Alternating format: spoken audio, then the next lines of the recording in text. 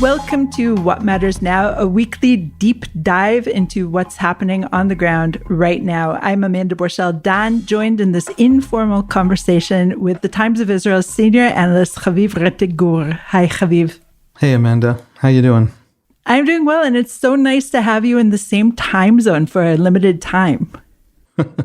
Yes, we went on a family vacation.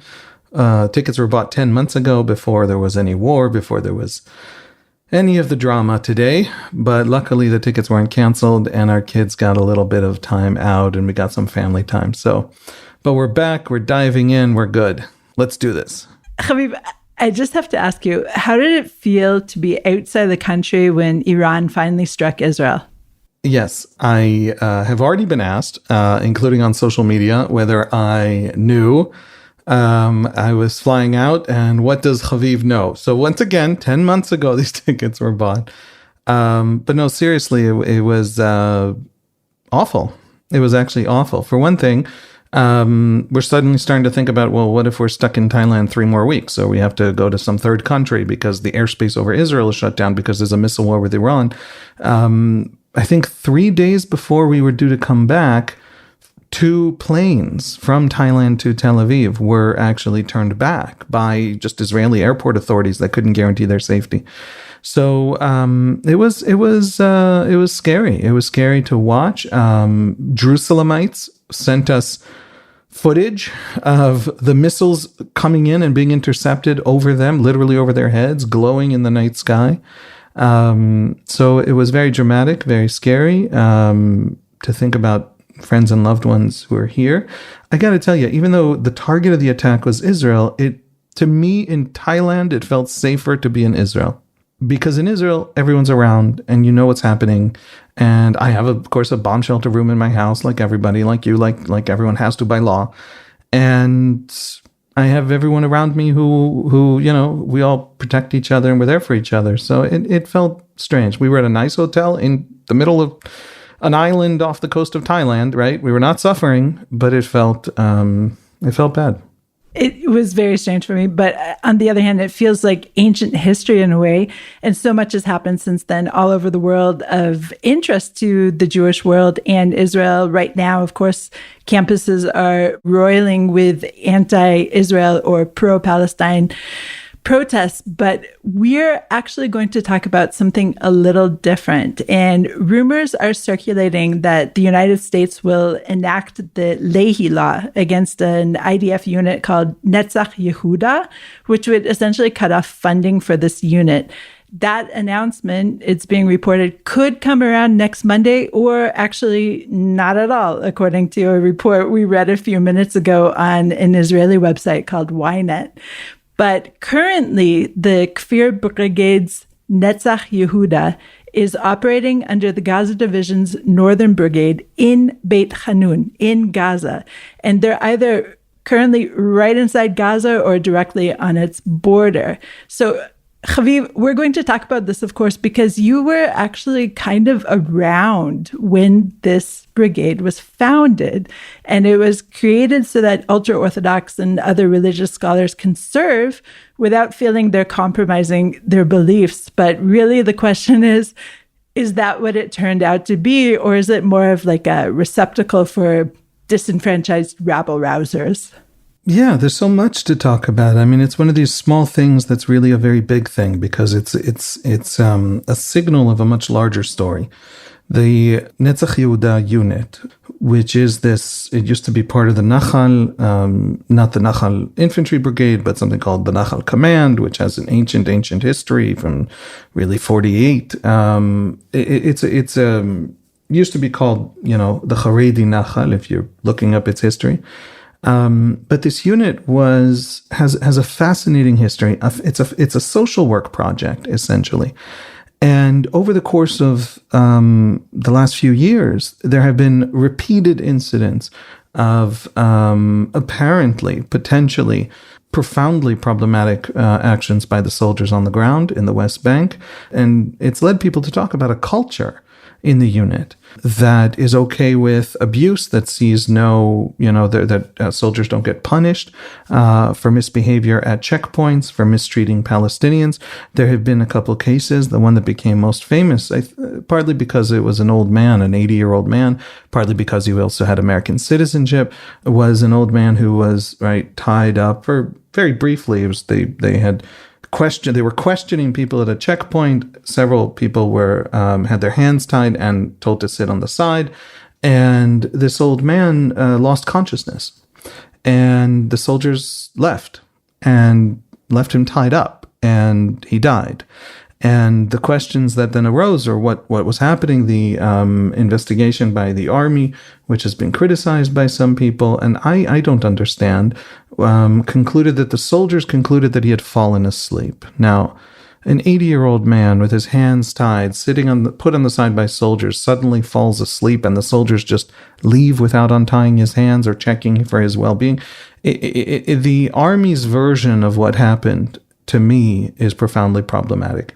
But all of that story of the culture of the unit and the things that have really put the unit on the radar of the United States are part of a much deeper and more interesting story. Netzah Yehuda reflects a lot of changes that are happening in Israeli society, in conservative Israeli society, in Haredi Israeli society, on the far right that isn't Haredi.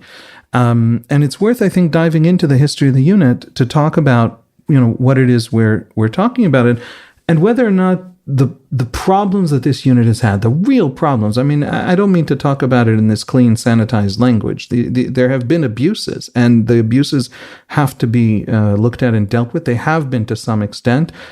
I tend to think not enough. So it's worth talking about the sort of deeper history, I think.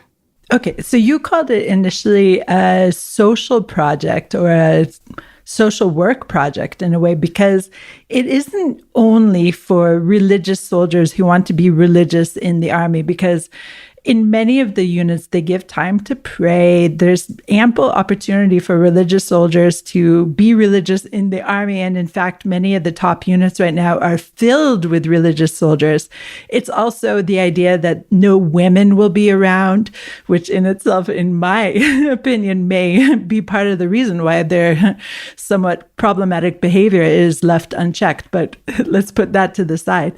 So it's not only, we're saying religious soldiers, it's not only that it's ultra-Orthodox soldiers, but it's also those who are on the fringes of these societies who have been gathered together. Would you agree with that? Yeah, I mean, Haredi society, yes, absolutely. Haredi society has a problem, and it's had this problem for generations.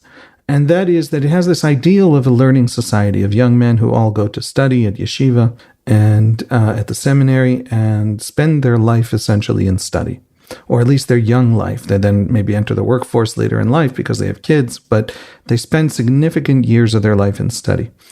Ultra-Orthodox rabbis and the community as a whole believes that, and there's a lot of diversity here among Sephardim who vote Shas. There's a lot of military service, actually, but then the question becomes, well, who exactly gets to be defined as ultra-Orthodox and Haredi and who not? Long story short, in the ultra-Orthodox community, especially the Ashkenazi one, there is a problem of young men who cannot study. They cannot sit all day long and do the work. It's not in their personality. It's not how their brain works. What the Germans call Sitzfleisch, right? Which literally means the flesh of your buttocks, but it is the capacity to park yourself in a chair and learn and read and study.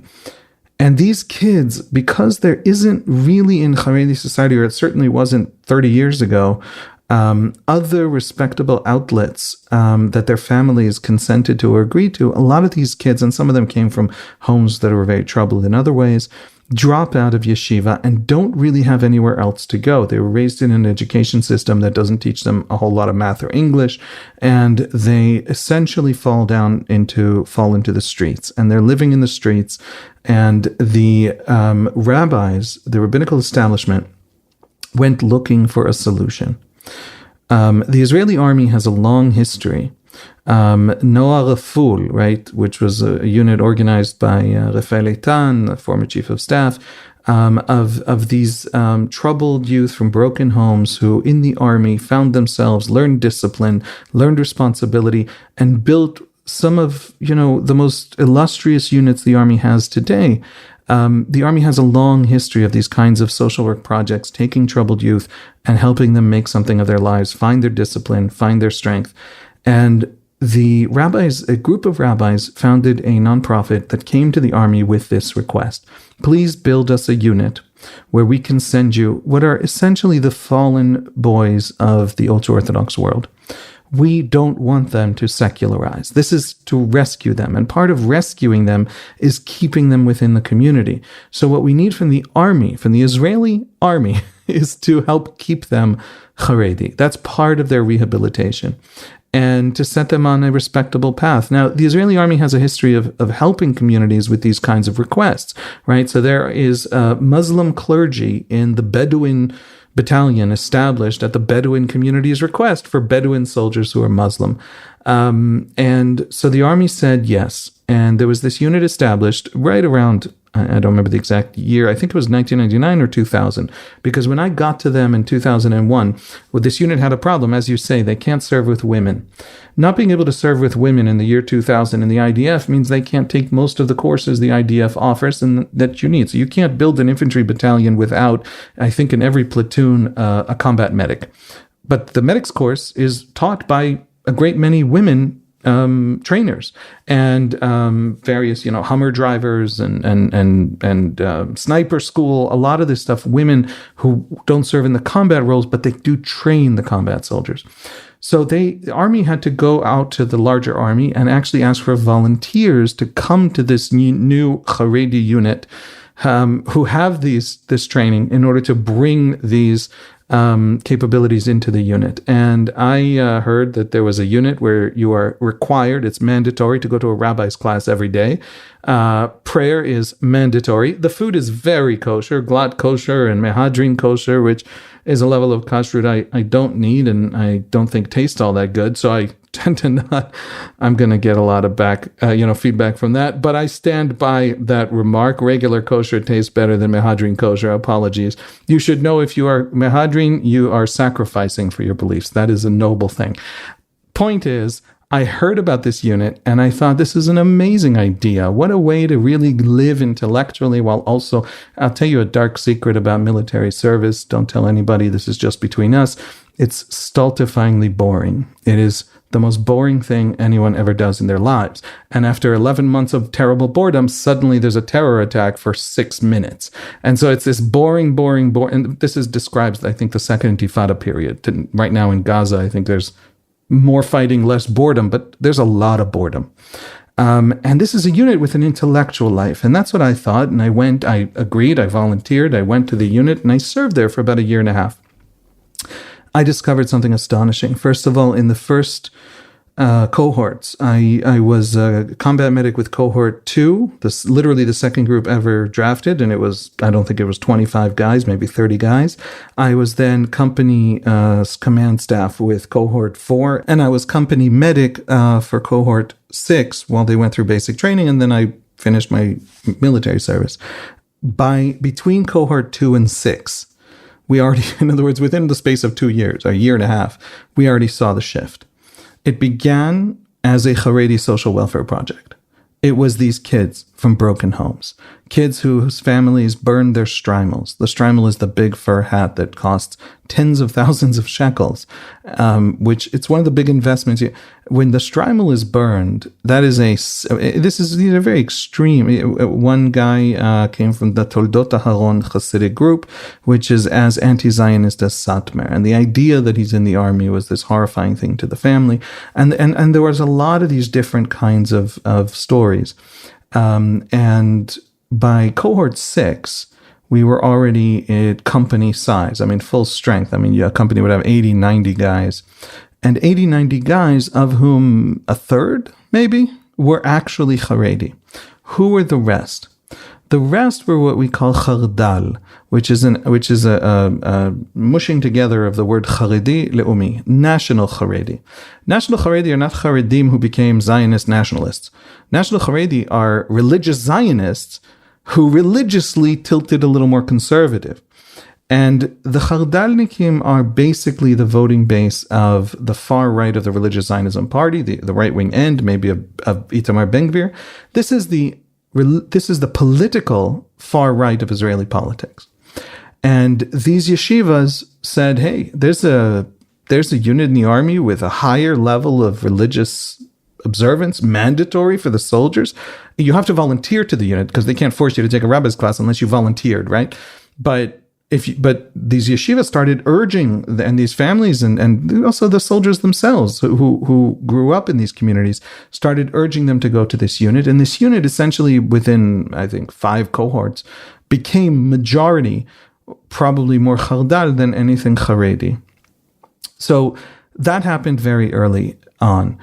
It still has the roots of social welfare. There are Haredi soldiers who go there.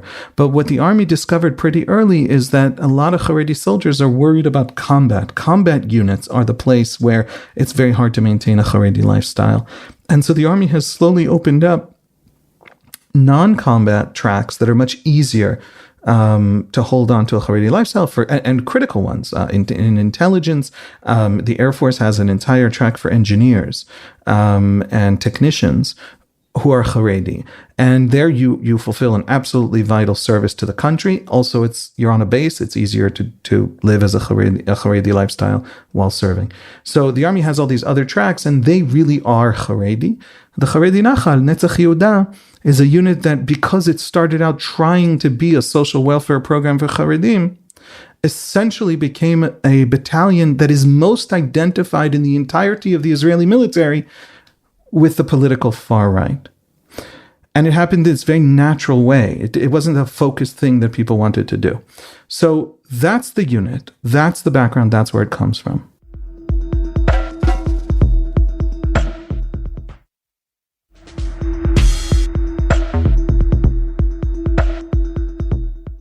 In many ways, today in Israeli society, it seems like the Lost Boys from Peter Pan, that a lot of these kids are coming from the hilltop youth and from things of that nature, that these boys were just basically left to their own devices. And it could be from as early as, 14 years old. Maybe some of them have gone through some programs to be rehabilitated, and then they get drafted and they have to go somewhere. So they're kind of stuck into this unit. But at the same time, there's also this kind of, idea that it is this so-called Haredi unit. And so there's even, for example, a Memorial Day ceremony. It's been already 5 years in a row that this unit's foundation, the foundation of Netzah Yehuda, is sponsoring a big Memorial Day ceremony in order to show Israel that, hey, these people are part of the Israeli society too. They're dying for our country just like everyone else. And in the last ceremony, for example, it had Jerusalem's chief rabbi, Shlomo Amar, the communications minister, the minister within the education ministry, Chaim Biton, then, who is, I believe, Shas, and also heritage minister Amichai Eliyahu, I think also Shas. So that's kind of an interesting group to have up on stage showing off this so-called Haredi unit. What do you think about that? Yeah, it's, we laid out here the social complexity. A minority of its soldiers today are actually Haredi, but what a lot of people hope for it to be, there's a reason that the Sephardi chief rabbi wants this unit to look Haredi. It's not because he wants Israel to see Haredim serving in the army. He does want that, I think. But mostly he wants Haredim to see Haredim serving in the army, because in the Sephardi community, it's not a taboo in the way it is in the Ashkenazi Haredi, or in large parts of the Ashkenazi Haredi community. But it's worked. In other words, when I was a company medic for these Haredi soldiers, first of all, the scale of the trouble into which some of these kids had fallen is really awful. I mean, we'd seen, I can't talk about it here because there are hundreds of them, and this doesn't, but nevertheless, if I say it'll awaken suspicion. But they'd really suffered. They'd suffered in the streets, and they'd suffered from their families, some of them, and they had really, some of them had become basically homeless. The army funded for them apartments they could go back to that were, cold and unfurnished, but nevertheless were apartments. So there were real social work issues happening in this unit. One of the things that I think the soldiers were suffering the most from was going home, right? In the army, military unit in training goes home on the Shabbat, on the weekend, and these soldiers on their way off base would slip into a bathroom, change out of their military uniform, and into their Haredi uniform, basically. If they showed up in their military uniform on their street in Mea Shearim, in this very ultra-Orthodox neighborhood in Jerusalem, very conservative, very Ashkenazi neighborhood in Jerusalem, they could face violence in the streets. They could face people saying, don't come and draft our children to the army. You are the ruination of this community. You are dragging us all to a bad place. You're secularized. Now, these are kids going to the army as a way to come back into good standing, into a community, going home for them was traumatic. The community didn't want them to exist. Soldiers, Haredi soldiers, they didn't want them dead. They didn't want there to be Haredi soldiers. Today, when those soldiers go back in their uniform to the Haredi community, they're held up by Haredi leaders, by rabbis, as evidence to other Israeli Jews, see, we also serve. Not everybody, not everywhere, but more than you think, most, in fact, don't want Haredim to become at a large scale serving in the Israeli army, but are proud that some do. Once upon a time, they were horrified and terrified that anyone would, and marginalized and tried to ignore or literally push out of their neighborhoods anyone who actually went to the army. So there's been this real change, and it's a change that the leadership wanted. And so there's an acceptance now, and it's part of the larger Haredi sort of Zionification, becoming Zionist, which we've seen in the Haredi community generally, even in parts of the Haredi community like the Hasidut Gur, the Gur Hasidic movement, which is, I think, the largest Hasidic movement in Israel. And its representative leads the United Torah Judaism list. Back in the day when its representative was Minister Yaakov Litzman in the government, the Gur Hasidic movement wouldn't have a ministry, wouldn't sit as a minister in the Israeli government because that's too Zionist. So they would only be a deputy minister. When that idea was challenged in court, that you don't have a minister, but you only have a deputy minister, the Gerer Rebbe suddenly agreed to have Yaakov Litzman be minister. That was about, 7-8 years ago. And 10 years ago or 15 years ago, the ministers and deputy ministers from the Haredi community wouldn't take part in Memorial Day services. You're talking now about the Haredi Nachal having Memorial Day services on purpose to show Israelis that they also have had sacrifices and served the country. 15 years ago, the Haredi community shunned the Memorial Day as a whole, not because they don't care that Jews die in defense of other Jews, but because you don't commemorate the way the Goyim commemorate. And today, those ministers from the Haredi parties lead services, lead ceremonies on Memorial Day commemorating soldiers in official ceremonies all over Israel, including Ashkenazi, including the Gerer Chassid, who is the head of the United Torah Judaism list. So the change has been profound, and the Haredi willingness to join the army has changed with it. It's still a small phenomenon. It's a few hundred a year, but nevertheless it exists, and it is accepted in a way it wasn't 15 years ago, and I saw personally from up close that change. It is genuinely a profound change.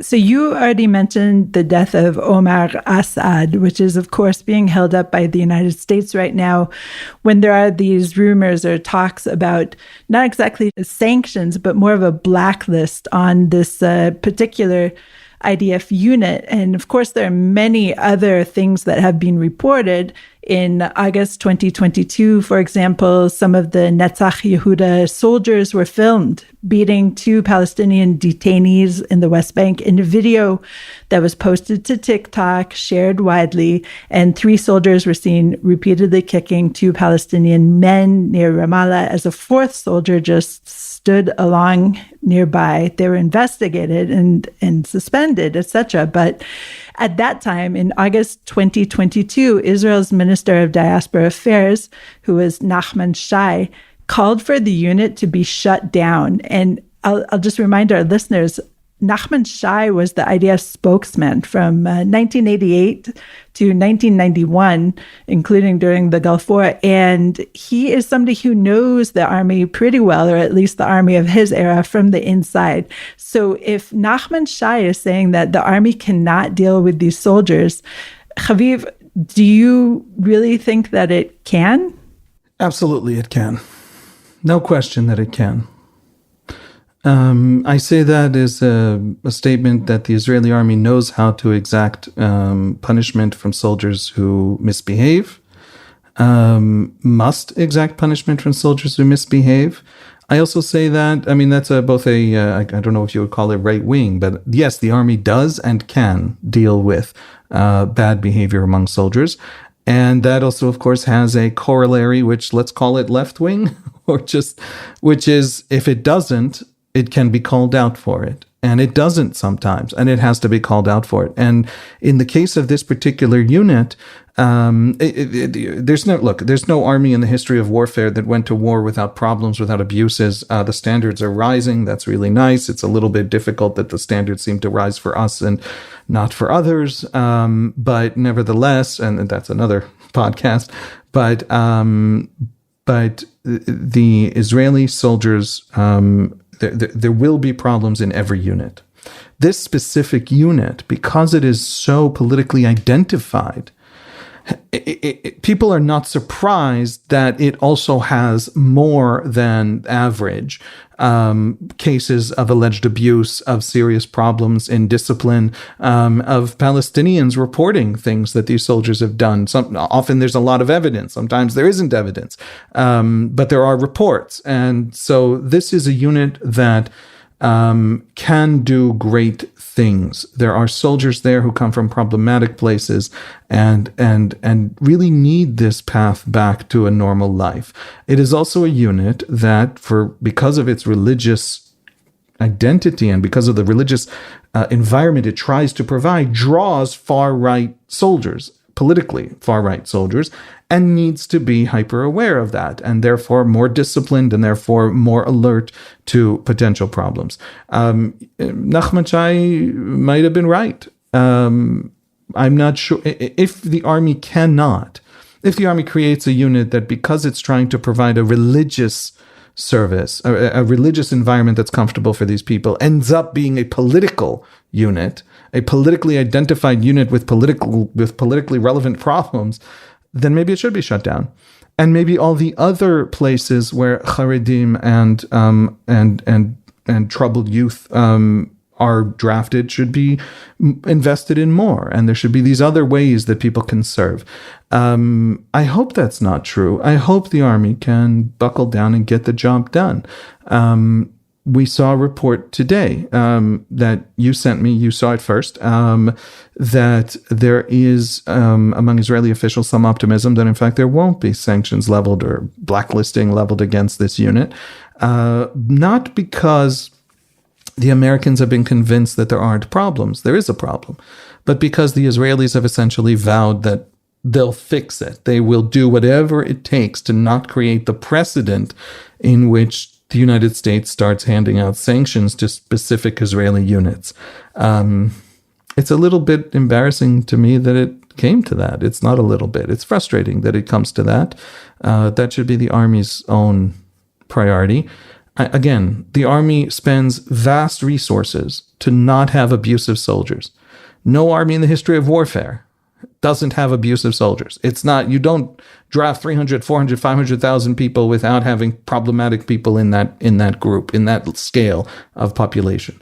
But this is a specific place where a lot of problems can be solved with one serious concerted effort, and the Army needs to do that. And if the Americans force the Army to pay attention, I'm embarrassed, I'm ashamed, but it's good that they'll be paying that attention.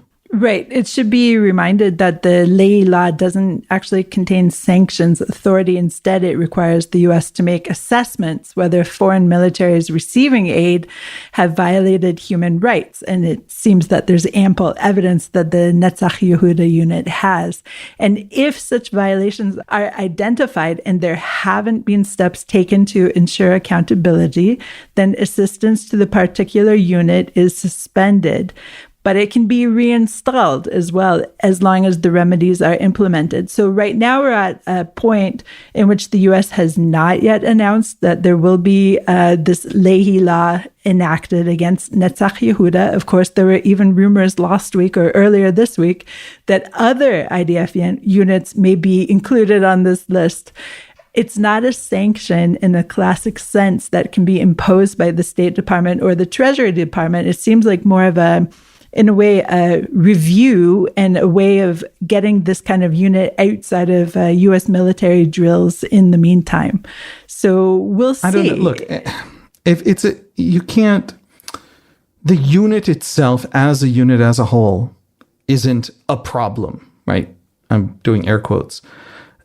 Soldiers have done difficult, problematic, wrong, abusive sometimes things, and sometimes is far too much. That is not a thing that can be allowed to happen or go unpunished. The specific, if you want to focus in on this unit, that's not completely nonsensical because it has this specific history that makes it specifically political in specific ways. If you then want to expand it to all kinds of other military units and just sort of willy-nilly toss this thread around, be very careful. Because if you just toss the thread around constantly, it'll lose something. If you want the Israelis to focus in on a specific problem and you're frustrated that they're not, I do have some respect for that. But it isn't the units as a whole. It doesn't, you're going to kick them out of drills. Netzah Yehuda is a what we call mechanized infantry in the Israeli army, which means that it trains not for a full-blown infantry war, but it does a lot of what the Israeli army calls bitachon shotef, ongoing security. So that's a lot of West Bank, a lot of borders. Right now, they actually were in the north, on the northern border for a while, but they're not the first frontline units meeting the civilians as they move into Lebanon. That if there is a Lebanon war, that is not their role. They're a lower level infantry battalion. I love them. I served there. I have T-shirts from it, but nevertheless, it is not the most elite infantry of the Israeli army, and it is also one of the things that a colleague of ours mentioned at an editorial meeting about this decision. Why he found it a little bit odd is that they were actually pulled out of the West Bank 2 years ago. They haven't actually been in the West Bank, so the timing of this is very strange. Which is to say, he didn't say this. I'm saying this. Political. In other words, it's about the Biden administration looking like it's doing something rather than throwing around this dramatic statement rather than, now for the Israelis, that's a problem because it's setting a real precedent that could be problematic going forward. But if that focuses the mind to correct the problem, great. If the whole thing is driven by American domestic politics, then no amount of Israeli correcting is going to fix it. And then maybe this is a pivot of something much larger. I mean, Haviv, if you think about it, the Biden administration is walking a very thin tightrope, and especially even thinking about it this particular week. We just heard this morning that the Senate passed the aid bill. And so Israel, on the one hand, is getting vast amounts of money, I believe $17 billion, and another, if I'm not mistaken, $9 billion in very amorphous humanitarian aid that may go to Gaza or other places. We don't quite know, and don't check me on those numbers. Actually, maybe we should check those numbers. Yeah, let's check those numbers. Yeah, let's say it right the first time. I agree. Oh, I was actually right. 17 plus 9? Yeah. No, I think the $9 billion for Palestinians is real. It's not amorphous. It's just difficult. It's hard to know how to spend it in Palestine without it being UNRWA, which Biden still hasn't fully refunded. I mean, I think that is going to go to the Palestinians. No, it'll go to the Palestinians. It's just unclear whether it goes all to Gaza, or if parts goes to Gaza, 2 billion goes to Gaza, or, how it's going to be split up seems a bit amorphous at this point. But my point is that this is a week in which Biden, on the one hand, or the Biden administration, on the one hand, has pushed through huge amounts of aid for Israel and at the same time needs to mitigate this and seem kind of balanced. And so, of course, it announced sanctions last week on certain, people such as Bentzi Gopstein, who is a very well-known settler extremist, I'll just say that, and other smaller, fundraising organizations.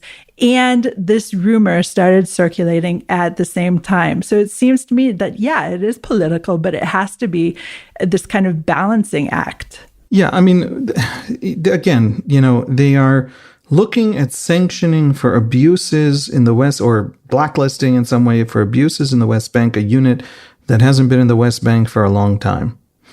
And Bentzi Gopstein is a great example of the kind of why a lot of Israelis see this as posturing.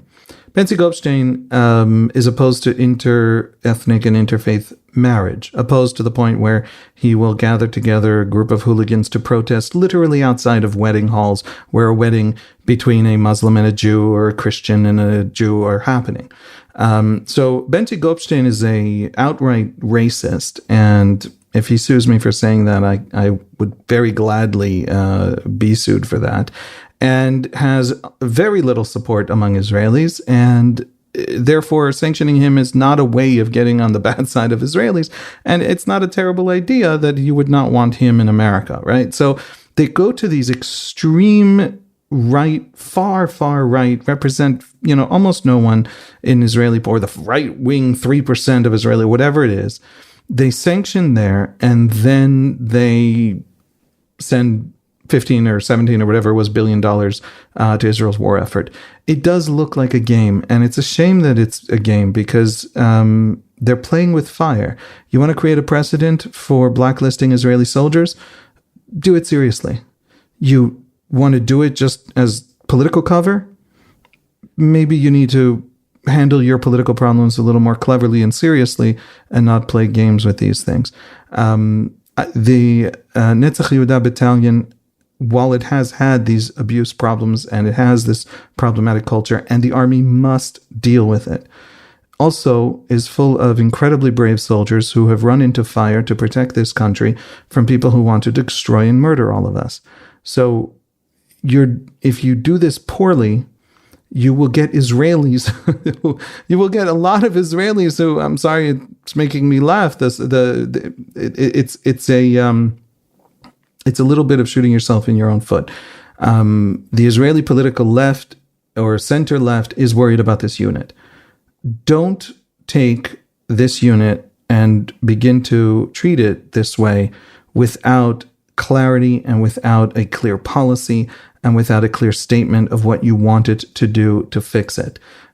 Because if you do that, then Israelis won't think it's substantive, and they will think that in this moment where soldiers have fought in Gaza and have fought for our safety and will potentially be fighting in Lebanon, you are now punishing them mid-war for your own politics and political posturing.